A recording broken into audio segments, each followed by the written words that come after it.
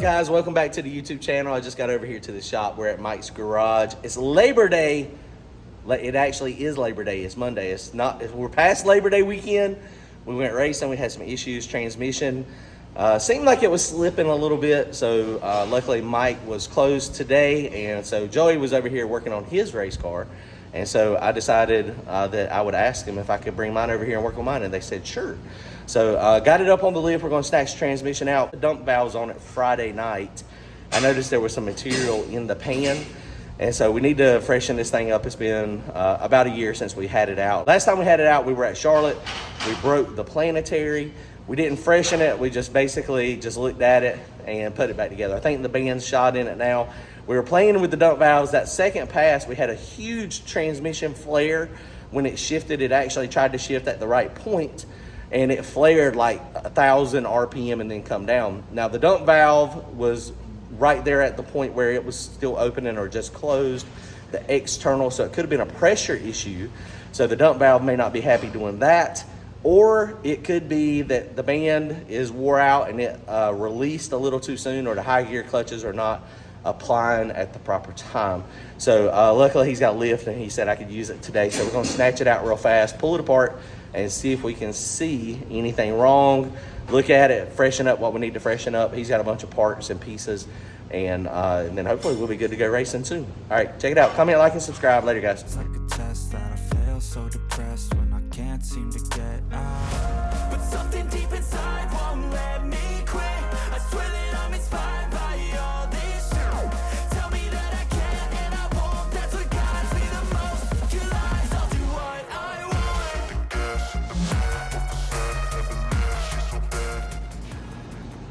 All right, guys, so the transmission is out of this thing. So I was just going to show y'all real fast. This is the dump valve system. It's a double dump, so it's got two dumps on it. You got an internal dump and an external dump.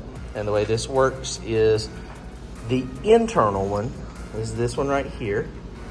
And if you look at the fluid flow, this is actually coming from the valve body. I don't know if I showed y'all. I think I showed y'all a little bit of it, but basically there's a line that dumps fluid from the valve body to this port, and then this comes over and pressurizes and goes to here. And when you open this solenoid, it basically just vents back to the pan.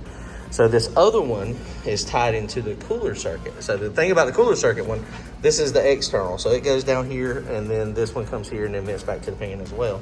So these things timing different. They manipulate converter oil pressure, essentially, is what is happening. So the internal one, when it dumps, it takes away fluid from the converter feed circuit, and that makes it so that the converter is looser. And that's always been common knowledge, and that's the way all these dump valve systems work.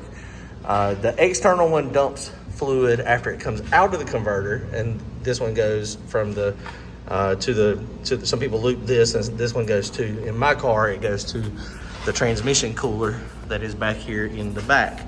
So basically it bypasses the cooler, and it makes it so that it only dumps here. So one of the bad things about the external one also is, well, I guess the internal essentially does it as well, but when you drop fluid from here, this is the lubrication port. So when it goes back into the transmission, that's actually where it lubricates the transmission. So, you know, you could potentially have some issues, you know, if you stay on it too long or have them open for too long, I guess. Now, the Hughes has got some neat stuff. Worth it when you're trying to manipulate pressure. And I've got to learn how to utilize it. But it made a difference between being able to spool and not being able to spool at all. So with this cam and this converter and everything the way it is, it just would not spool up at all. It was dead. And so with both of these on, it spools up fine. And what I was doing is the internal one, when it got 4 pounds of boost, I was turning it off so it would get fluid back into the converter. And then like on Randy's, we leave his on for like a second and a half on the external after you let go of the trans brake button. But this one did not like that. Now it could be because it's just bypassing too much fluid. So I don't know, we're gonna have to play with it. But you know, the dump system is something that you gotta play with. I've got this huge converter over here. I may go ahead and change the stator back and get this thing so that it's a little bit back looser. I don't know for sure yet. We gotta make a final decision on that.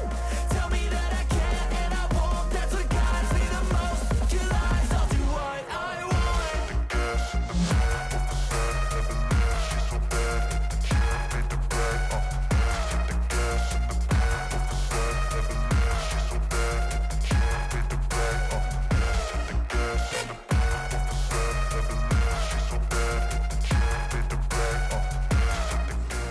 All right, guys, well, we got the transmission up here. Mike's transmission holder works fantastic, especially on his, where his bell housing is made to the transmission. Something we didn't think about on mine is not. So my bell housing bolts on. So luckily we got this nice workbench up here. He's doing some electrical stuff. Appreciate Mike letting me come up here and work on his day off to mess with mine. So there was a bunch of metal in the pan. I washed it out, so now we gotta find where the metal came from. So let's keep pulling apart.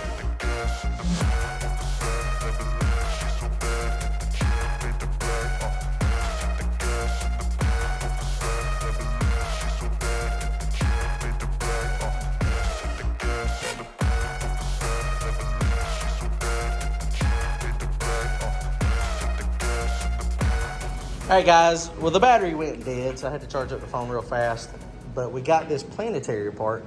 We were looking at the planetary, and there was a bunch of metal and aluminum in the pan. High gear clutches look perfect, nothing wrong there at all.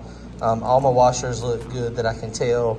All my roller bearings look good. I thought I saw something in my planetary, and remember, this is the planetary that we blowed up last year. So, you know, there's some excess heat in here in some of these, and, you know, these things, we're missing a couple of these pins. They're broke off, so, I mean, you know, it's just one of those things. I think we're going to need another planetary for sure. The washers didn't look terrible. They were beat up some, but not bad. But when we're looking at these gears, remember these gears are from last year, or some of them are from last year. And we're trying to make it through, you know, the year, and we made it through the year, and it's hard to see. Down in there, you can see where they're pitted, and some of them it is pitted like really bad, and it's got like dimples. So look at those down in there. So these are probably going to break at some point soon, I imagine. I don't know. That could have been we could have been getting the metal from these. But I mean, you see, this is the worst one, and it's just really weird looking the way it's pitted. I don't know exactly what's happening with it. But so we got these apart, but I gotta get another planetary. I'm probably, these were 180 straight cuts. I've been wanting to put a set of 169s in it anyway, or 158s. I think 169 would be better for what we're doing now. So I'm gonna try to find me a set of 169s. I'll try to find a U set, but if I can't find a U set, then we'll have to jump on and try to find some new ones. But I am going to also snatch this converter apart real quick, and just to look in here, you know, we started getting metal, you know, when I changed the stator. I mean, maybe I did something wrong in the converter. There is a piece of aluminum in that hub that the actual splines are in down there. I mean, but I don't see, it doesn't look like they're stripped out from what I can tell. But we're going to take this apart real fast and see if we see any issues in here. Go back with stock. GM time to go. So Mike's having to work on his too. He's got some parts and pieces. He's suddenly hit a phantom rev limiter. It's losing cam or crank signal at like 6,500 RPM out of the blue. So he's got parts and pieces coming for his.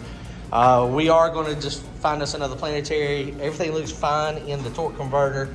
Nothing in here. We pulled the pump apart. The pump's got a few gouges in it. It's not anything that is super, super bad. Like I said, these clutches look fine. The band is burnt up here. So we are going to pull the servo off. We hadn't pulled the servo off of it yet. You know, actual metal, I mean, it's a mixture of aluminum and steel, but you can see, I mean, it's chunks of something, and we can't find anything that looks like it is this. That's why we were pretty sure that it was the planetary pinion shims, but they, I mean, they're not terrible enough to where that's what it is. Now we did drill the valve body to make it so the internal dump worked. So we're gonna take all that stuff back apart as well. So I don't know, we'll pull the back of the, I mean, back here, I mean, you got the roller support bearing and that thing feels fine back here in the back, so I don't feel anything there. So I don't really understand exactly, you know, where the metal is coming from or what happened, why this is applied when you're in first gear.